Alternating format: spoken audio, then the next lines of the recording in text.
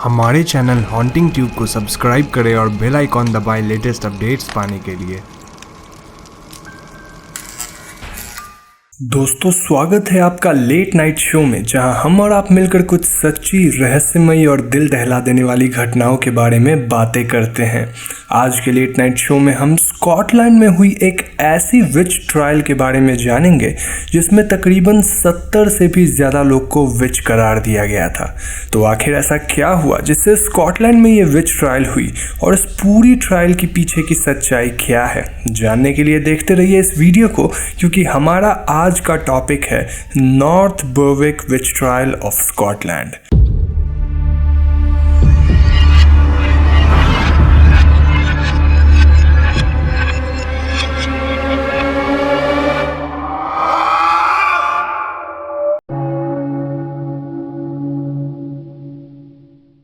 तो दोस्तों, आप में से कई लोगों ने सैलम विच ट्रायल का नाम ज़रूर सुना होगा, क्योंकि ये शायद इंसानियत के इतिहास में सबसे इनफेमस विच ट्रायल है। लेकिन ऐसे ही कुछ ट्रायल 1590 से लेकर 1592 तक स्कॉटलैंड के ईस्ट लोथियन के नॉर्थ बर्विक शहर में हुई थी, जहां कई लोगों को विच करार देकर उन्हें सजाए मौत सुनाई गई थी। तो ये बात 1589 की है, जब स्कॉटलैंड के राजा किंग जेम्स 6 अपनी होने वाली बीवी एनी से शादी करने डेनमार्क जा रहे थे। कोपेनहेगन जाने के रास्ते में किंग जेम्स को कई तूफानों का सामना करना पड़ा, जिसकी वजह से उन्हें अपनी नाव नॉर्वे के तट पे रोकनी पड़ी। आगे का रास्ता सुरक्षित नहीं था, इसलिए जेम्स स्कॉटलैंड वापस आने लगे।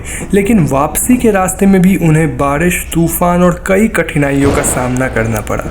यहाँ डैनिश और स्कॉट आर्मी के सदस्यों के बीच कुछ ऐसी बातें फैलने लगी जिसमें लोग मान रहे थे कि ये सब कुछ किसी विच का किया धरा है।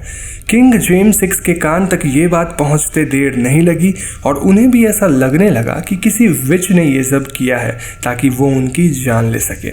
बस फिर क्या था, किंग जेम्स स्कॉटलैंड पहुंचते ही विच हंट करवाने में लग गए और नॉर्थ बर्विक शहर में कई औरतों पे विच होने का इल्ज़ाम लगने लगा। यहाँ शक के घेरे में सबसे पहले कुछ ऐसी औरतें आईं जो लोगों को हर्ब्स और प्लांट्स की मदद से हील किया करती थी।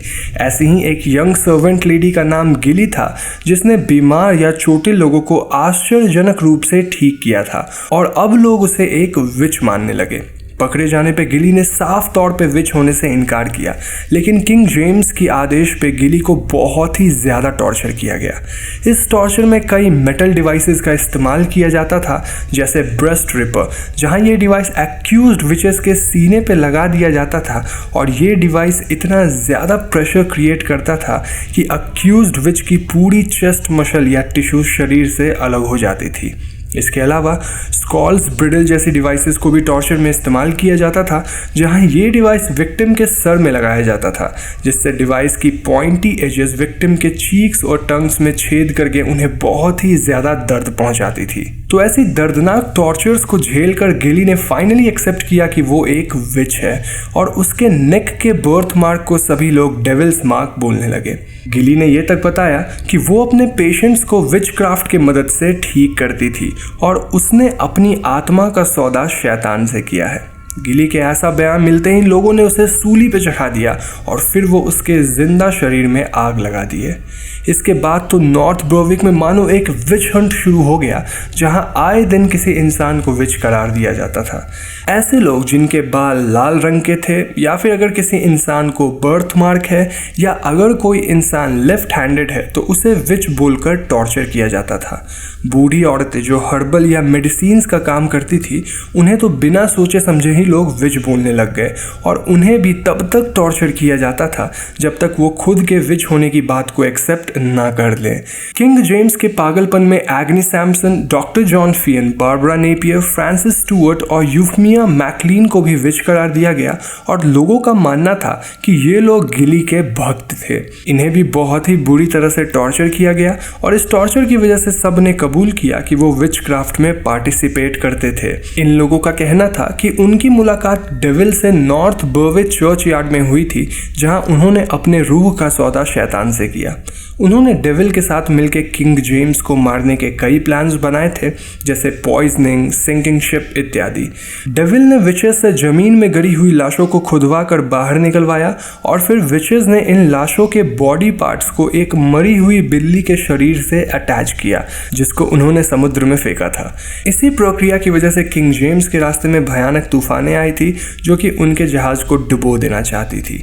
फॉलोइंग दी स्टेटमेंट्स, इन पांचों को भी स्टेक पे जलाकर मार दिया गया और 1590 से 1592 के बीच में तकरीबन 70 लोग विच हंट का शिकार हुए।